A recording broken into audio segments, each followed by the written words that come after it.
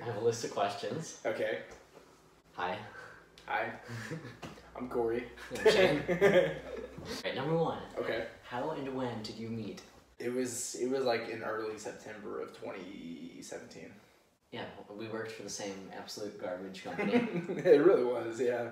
Honestly, I mean, don't call him a spade is spade. It was pretty bad. What was your first impression?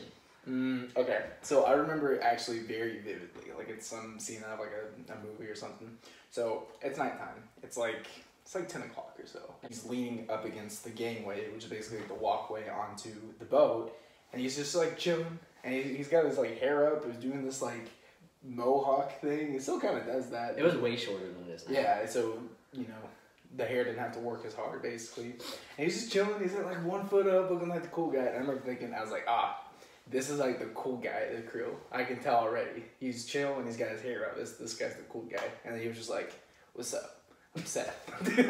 We went through a lot of people. Like, oh yeah, so much her. like hundreds. It's so much turnover. So I was like, oh, if I let you do all the fun things, then maybe you'll have a good first impression and want to stick around here. That's true. You want to drive a golf cart onto a boat? And I'd never actually driven a golf cart before. Closest thing I'd driven was a forklift. So my first indication is, it's like the same thing, right? Plot twist is not the same thing. And so there's these like little kind of stick-in rails that go on either side of the gangway, and I managed to get one of the tires stuck in between the railing. Yeah, so, you hit like 3 things. Oh yeah, I'm surprised I didn't push in the water, honestly. Yeah. So you were cutting the wheel too early. Oh yeah, that's and right. Forklift steer from the back, and I was like, oh. So my first impression was like, what a hick. Yep. Yeah. And first impression is sometimes true. In this case, it kind of was. What's your favorite memory together? Oh man, damn, we got a lot. We have so many. So it was actually kind of ironically our last night we hung out together, but because we didn't know. We didn't know at the time. So like little, beknownst to us, the next day he was actually transferred to a different boat. So the night before, it was, I don't know, it was like in the middle of the week. We went out on the town. We both happened to have that evening off. So like, hey, let's like go to a bar or something.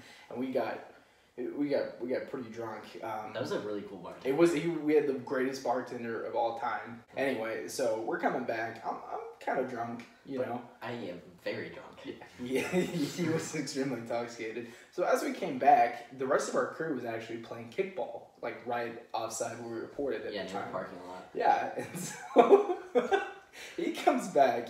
Hey mate, you want to see me do some cartwheels? And I got to hand it to this man right next to me. He does some amazing cartwheels when drunk. I'm sober and I don't think I could be that graceful. So here I am, burying my head like, we're going to get fired. This is it. We're going to get tested and we're going to get kicked off. And he talked to me and I just said, mate. He was like, Cody. I think he called me Corey again, actually. Oh, maybe.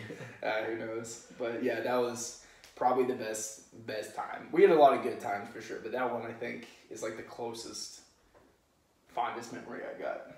Mine's a couple of small things in the theme of us hanging out, like leaning over the railing, doing shenanigans. Oh yeah, of course. This one day it was just underway and going by this huge flock of like pelicans in the water. They were huge.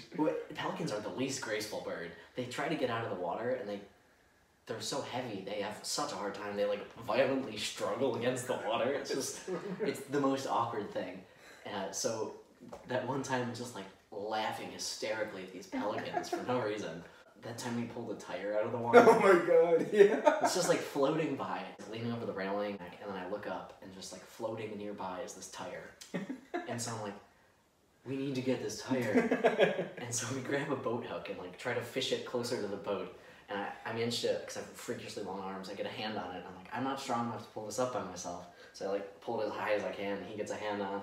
We just like gains it on board. Yeah, barely. Like we had to try to dump all the water inside out. And, like finally we get it on board, and we're just giggling to ourselves, so proud of this stupid accomplishment. And then we look at each other like, what do we do with this tire? I think some people said something about it. We just said, it's for emergency, just in case we blow a flat. That's what I told some of the passengers. It was this spare tire. Describe each other in one word. Just one word? Yeah. Okay, if I had one word, I would probably just say chill. Okay. In a very broad, blanketing sense, as in like, you're a pretty like easygoing guy. You know, you got a good sense of humor. You're always just kind of trying to see the bright side of things and have fun with stuff. And I think that as the mentality, like the attitude you have, is like stuck with me throughout our short-lived but brilliant career together for sure. This needs to be explained, but in one word, dog. Yeah. Okay. Yeah. So enthusiastic, so loyal, easygoing, but like No sense of direction whatsoever. ADD. No. Yeah. But when you need to be backed up, you're the one you want there. For sure, man. Ooh, what's their middle name? Oh, your middle name? Yeah. Oh shit, I know this. I know yours. And I know yours too. And I'm so bad with names. Oh, it's like. Oh my god. This is embarrassing. Yeah, it starts with a D. I know it starts with a D. Because yours is Douglas. Yeah, I remember that. Oh, it was Dane Drake. I'm on the right track. I know Drake is the closest thus yeah, far. I'm trying to remember. It's something along those lines. Yeah, Dake. No, I'm just kidding. Are you sure it's not Drake? I'm pretty positive it's like Dane or Drake or something. Is it Dirk? It has one more syllable. Turkey. Because we were literally talking about this like a few months ago. Yeah. And it was like. I'm drawing a blank, man. You don't know what it is. Derek. Derek, that was it. What's their shoe size? What's your shoe size? Your shoe size is 9.5. Yeah, a very, very small feet. Why I know that and not your middle name is both embarrassing and also impressive in a way.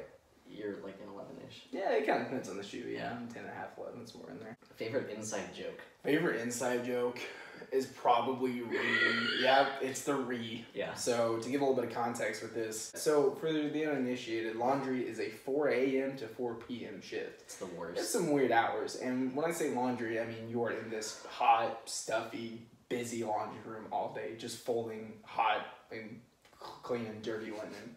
And it's so this dude, he was having enough of it, right? Like there was a lot going on at the time, I guess. One part of it was in the hotel department, they had so much turnover. Oh, yeah. And then they were doing a really bad job of like orientating the new people to where things go. A meal service worth of linen, and they would come in and throw it wherever instead of in the very specifically labeled bins. And there's 3 meals a day, so you can do the math. That's a lot of tables. And I was really annoyed, because it's like, just put things where they go. And I tried, Asking, telling, begging, threatening, just whatever. Can you please read the bin Yeah. and put the thing in the bin where it goes? And it's a small, cramped laundry room, so Yeah. it's like organization is mandatory. It's not even like, oh, we want this to be like a well-oiled machine. No, like it kind of had to be. Like, imagine waking up at 4 a.m. and walking into the room where you're assigned your job, and it looks like a tornado went through it. And it's like that for 12 hours. And it takes 30 minutes to even organize things to the point where you can walk through it to start doing your job.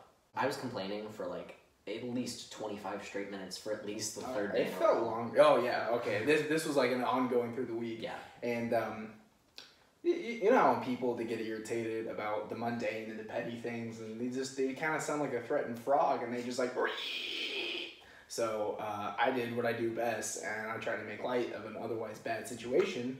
So he would complain, and I just go, and then interrupting. Interrupting. I'd cut him off and just scream like a frog. So the first time, I stopped for a moment, paused, and then he finished, yeah, and so I just immediately launched back into my complaining, like, man, I can't believe it, like, yeah, I've asked so nicely, and then he does it again. And one more time, I just keep complaining, and he does it a third time, and I just snapped at him, and I'm like, what are you doing? And I specifically remember you said, that's what you sound like right now. Yeah, well, that too, yeah.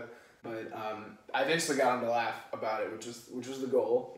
The best, though, was after shift change, I wasn't even there anymore, and we kept doing it. And we were docked somewhere. We died of laugh, too. And so you were doing rounds, and I was on the gangway. Yeah. And you were walking up the stairs between, like, second and third deck or something, and you saw me, looked over the railing, and just went... and you turned around, and a passenger walked, like, 3 feet away from you. That's right.